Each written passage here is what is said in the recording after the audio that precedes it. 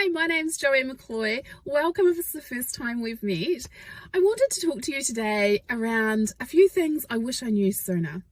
Could get a little bit vulnerable for me because I've never shared some of these things, and I wanted to share, I guess, why I'm so passionate about photography and kind of how I've got to where I am today. So if you know my story, you'll know that I lost my brother in 2007 in a hunting accident up the Avoca Valley, the Rakai Gorge in New Zealand. He was missing for 10 months and it was a pretty harrowing kind of experience.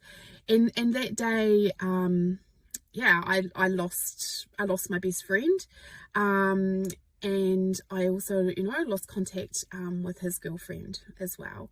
And that experience changed my life forever.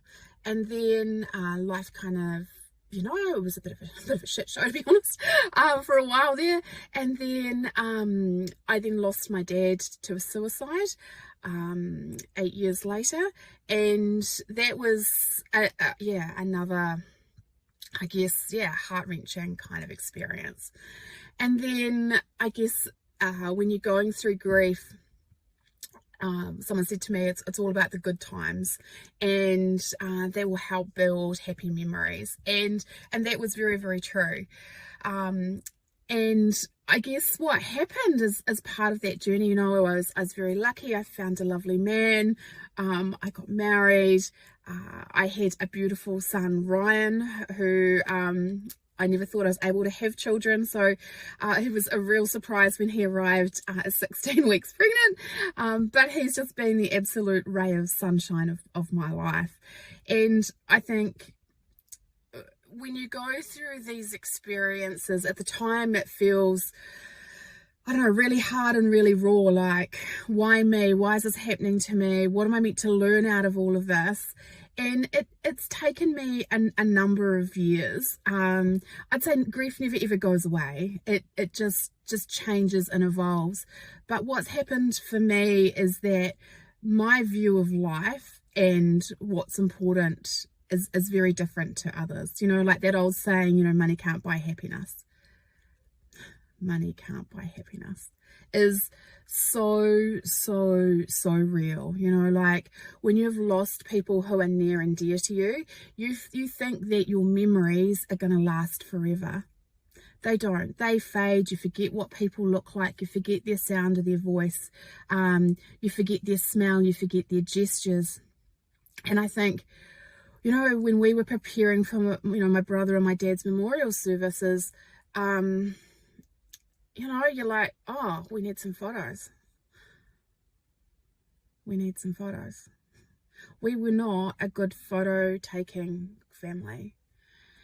And so it was really hard. Like, you're like, well, did we live? What did we do? Like, what were those things that were our memories? And, we started going through some of mum's old photos, and she had this photo of us three kids out in the workshop, absolutely covered in oil, butt naked.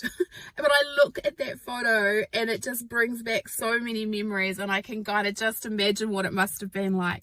There's another of when I'm a little wee girl and I've got this red pixie hat out in the yard with all these lambs that have been freshly born. Like I look at that and I kind of think that's what my childhood was like.